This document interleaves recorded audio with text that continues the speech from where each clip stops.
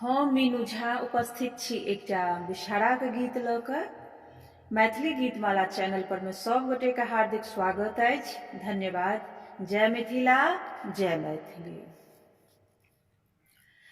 आंगना में कादो खींच दुआरे भैंसुर बिषहरी दुआरे भैंसुर राम कोने बाटे जेती बिषहरी बाजत नुपुर राम कोने बाटे जेती बिषहरी बाजत नुपुर नीपी देव कादो खींच हटी जेता भैंसुर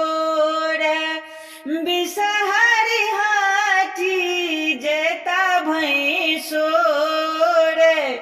राम बीचे बाटे जेते बिषहरी बाजत नुपुर राम बीचे बाटे जेते बिषहरी बाजत नुपुर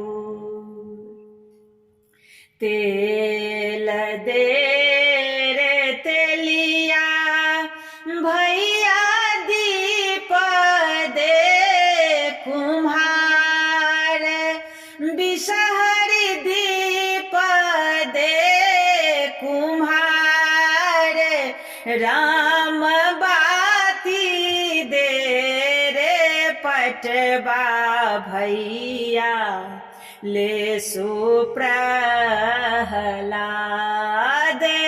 राम बाती दे रे पटवा भैया ले सुप्रहलाद।